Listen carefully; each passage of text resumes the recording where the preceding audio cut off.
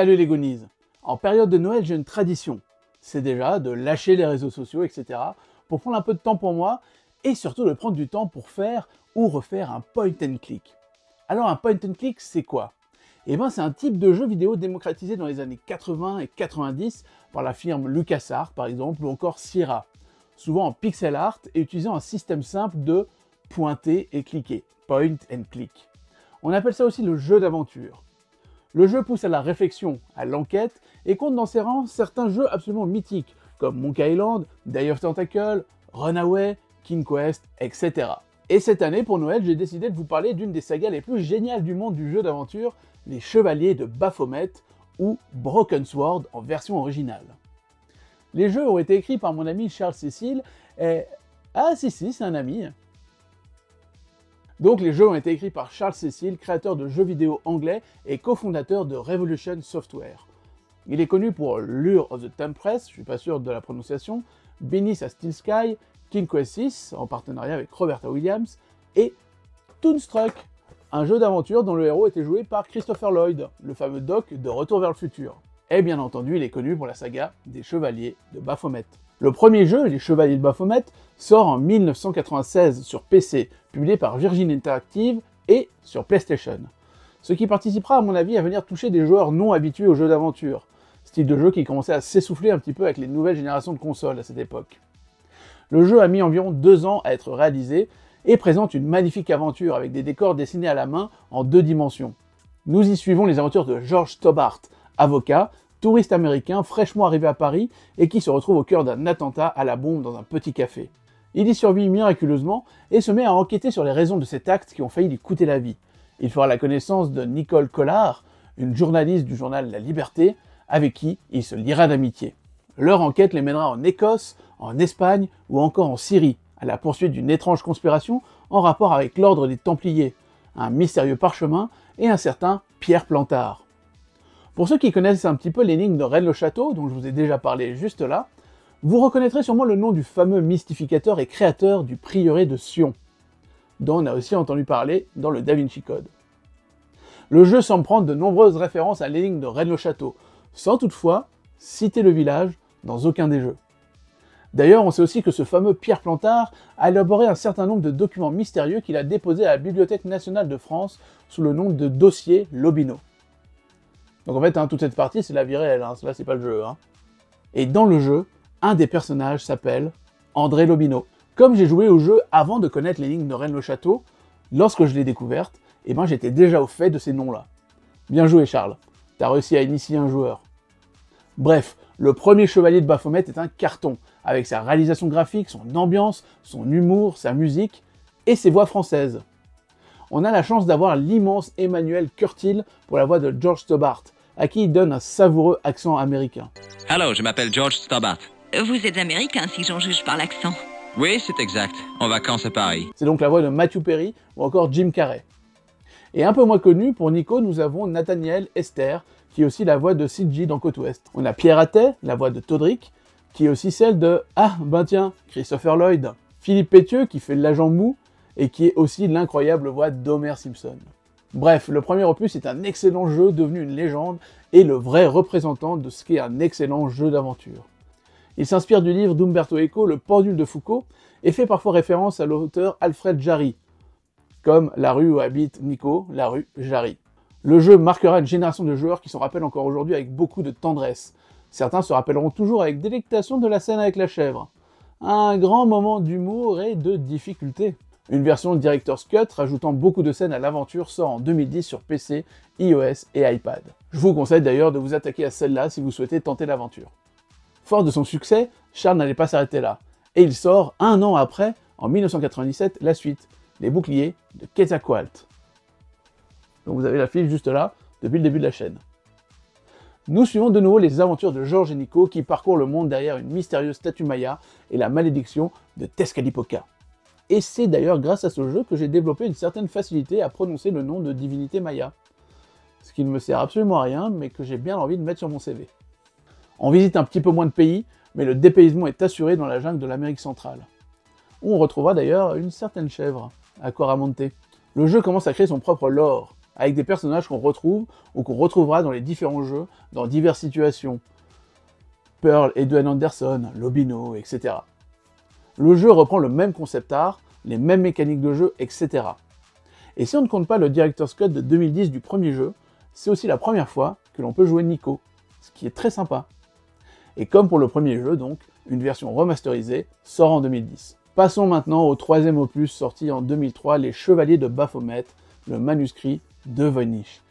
Et à sa sortie, c'est pour moi un peu la douche froide. En effet, le jeu passe en 3D, mais surtout, perd de sa saveur. On retrouve de nouveau les aventures de George et Nico.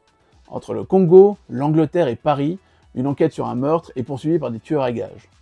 Mais il y a quelque chose qui me dérange dans cet opus qui ressemble plus à un ersatz du premier Tomb Raider.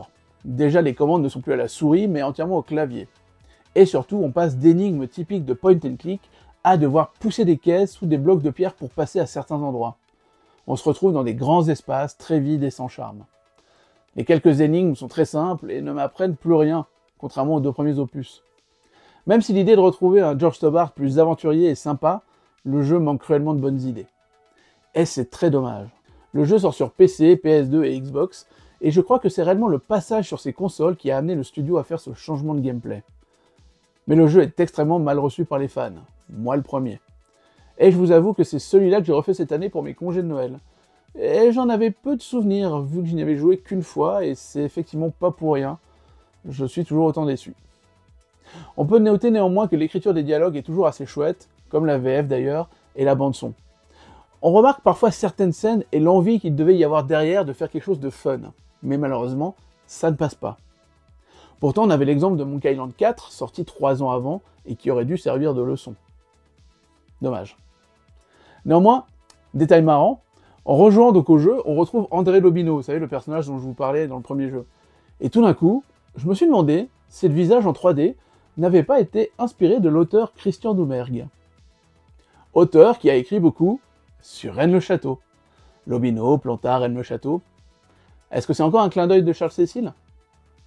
Bref, dans le jeu, Lobino est très désagréable alors que Christian est vraiment quelqu'un de super. D'ailleurs, n'hésitez pas à aller checker un œil à son travail, il parle pas que de Rennes-le-Château et c'est vraiment passionnant. Bon allez, passons au quatrième opus, parce que c'est pas tout ça mais j'ai un sapin à décorer. Les Chevaliers de Baphomet, les gardiens du temple de Salomon sort en 2006, où l'on retrouve encore une fois les deux protagonistes, George et Nico, dans une aventure qui se passe entre New York, Rome et Istanbul, toujours en quête d'un vieux manuscrit, de complots et de secrets. La formule qui marche bien. Le jeu ne sort par contre que sur PC. Du coup, autant être à l'écoute des joueurs PC, ceux qui sont là depuis le début. Et du coup, retour à la souris. Plus facile pour pointer et cliquer. C'est un point et clic quand même. Même s'il est toujours possible de diriger George au clavier. Moins d'énigmes de caisse, mais il y en a encore. Et puis il y a un petit jeu où tu peux faire du hacking avec un téléphone. C'est plutôt marrant au début, mais c'est relou au bout du 5e. Mais néanmoins, le public salue l'effort d'avoir été écouté, et un petit début de retour aux sources. Il manque quand même encore cruellement de l'humour du début. Même s'il y a dans ce jeu une des scènes qui m'a fait le plus rire dans un jeu vidéo. Et ça, c'est plutôt cool. Mais on doit cela surtout à l'excellente voix d'Emmanuel Curtil. En effet, comme je vous le disais, il donne cet accent américain à George. Mais dans cet opus, George va essayer de s'infiltrer dans une fabrique d'hosties au Vatican tenue par des bonnes sœurs. Pour cela, il va essayer de se faire passer pour un agent de l'hygiène, donc suisse. Donc George essaie de faire l'accent suisse. On a donc Emmanuel Curtil qui essaie de faire un accent américain, qui essaie de faire un accent suisse. Et c'est très très drôle. Bon, je m'appelle Henry Steiner, j'appartiens au service de l'hygiène. Mais votre visite devait avoir lieu demain. À chaque fois, ça marche. Ce n'est pas régulier. Nous ne sommes pas prêtes. Il n'y a pas de moment pour être prêt. Voyons ce que votre chef a à dire. Oh, monsieur Steiner, cette zone est propre. Oui, je sais, je vérifiais juste que vous connaissiez le règlement. C'est vous qui vous occupez de cette zone. D'ailleurs, on notera aussi qu'il y a un changement dans la voix de Nico, et c'est Laura Blanc qui remplace Nathaniel Esther.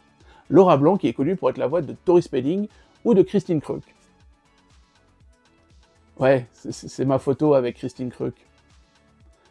Covid, en masque, et j'ai cadré n'importe comment. Donc voilà, une meilleure photo.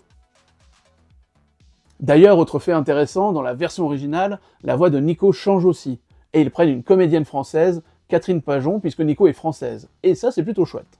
Bon, on en reste là avec cet opus qui garde encore quelques séquelles du troisième. des lieux plutôt vides et sans âme, mais qui finalement s'en sort, allez, pas trop mal. Passons maintenant au dernier opus, La Malédiction du Serpent, kickstarté en 2012, devant lever au moins 400 000 $ et qui en leva 771 000. La preuve que malgré le 3 et le 4, les fans de la première heure sont toujours là. Surtout que Charles nous propose un vrai retour aux sources. Retour du pur point and click avec des décors à la main, propres en 2D, magnifiques. Même si les persos sont en 3D, pré-rendus et enregistrés en images afin de supporter toutes les plateformes. PC, Mac, Linux, PlayStation Vita, iOS, Android, Play 4, Xbox One, Revolution Software s'entoure même d'artistes travaillant chez Disney pour s'assurer un beau résultat.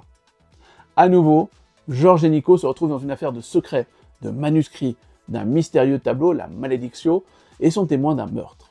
Et si vous avez aimé les 2 premiers opus, et même si vous avez aimé le 3 et le 4, ce 5e jeu vous est vraiment donné comme une déclaration d'amour. On voyage, on apprend des choses, le jeu est drôle, palpitant et très très beau. À sa sortie, je suis comme un dingue. Et en plus, il sort en 2 épisodes, à l'horreur, et je dois attendre entre les 2. Bref, on a un retour fracassant en premières heures, on retrouve des lieux, des personnages, bref, c'est à mon goût une vraie réussite. Et surtout, avec toute cette histoire, on a une histoire incroyable du jeu vidéo. Revolution Software a tenté d'avancer avec son temps, avec l'avènement de nouvelles machines, de nouvelles manières de jouer. Il a tenté la 3D, de nouvelles manières d'amener des énigmes, se calquant sur ce qui marchait à l'époque. Et c'est malheureusement un petit peu planté. En tout cas, en cherchant à amener avec lui les fans du début. Mais Charles a toujours cru en ses histoires, en ses personnages, sachant pertinemment que le public les aimait autant que lui. Alors plutôt que de tout laisser tomber et de passer à autre chose, il a écouté ses admirateurs et leur a rendu hommage en osant faire volte-face, demi-tour sur les opus 3 et 4 pour revenir à ce qui marchait réellement pour ses personnages. Et cette remise en question, c'est quelque chose d'extrêmement rare dans le monde du jeu vidéo. Imaginez si GTA 6 revenait au GTA du début. Et on ne peut que rendre hommage à Charles pour ça. Ce qui est aussi intéressant, c'est que l'un de ses premiers jeux, Beneath a Steel Sky, qui est un vrai chef-d'œuvre de science-fiction, était aussi un point and click en pixel art. Et d'ailleurs, je vous conseille vraiment de le faire. Et il y a quelques années, il a sorti la suite, Beyond a Steel Sky, en 3D.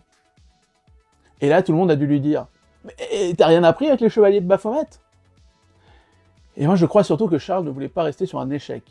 Car le passage de la 2D à la 3D pour Beneath a Steel Sky est une vraie réussite. Il a su dégager tout ce qui n'avait pas marché dans les Chevaliers de Baphomet, et réussir en plus cette prouesse de faire dire à un fan inconditionnel du pixel art « Ah putain, c'était bien la 3D ».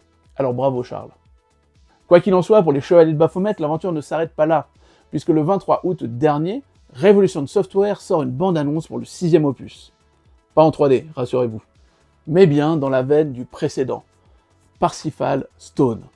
Et d'ailleurs, fort de cette annonce, on nous apprend qu'une version entièrement remasterisée du premier épisode verra aussi le jour.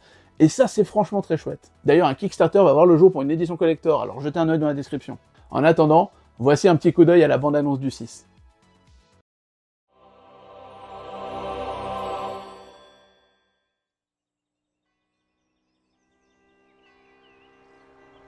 Our trail had led us from the Yorkshire moors to Berlin, Paris, and now the tiny village of Montségur, high up in the mountains of the Pyrenees. So here I was, remembering a murderous clown, a deadly explosion, and a day that changed my life forever.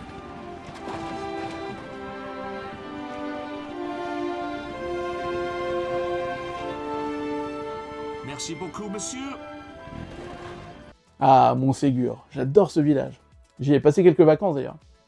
C'est d'ailleurs pas très loin de Rennes-le-Château en fait. Voilà, j'espère que cette petite vidéo vous a plu. J'avais vraiment à cœur de vous partager l'histoire de cette saga qui m'a tellement marqué et que j'aime encore tellement. Alors merci Charles pour ces heures d'aventure, même celles en 3D. Hein. Et surtout, n'arrête pas, continue à nous faire rêver. Quant à moi, je vous souhaite d'excellentes fêtes de fin d'année. On se revoit l'année prochaine où il y a encore plein de surprises à venir. Allez, c'était Super Canard. Ciao.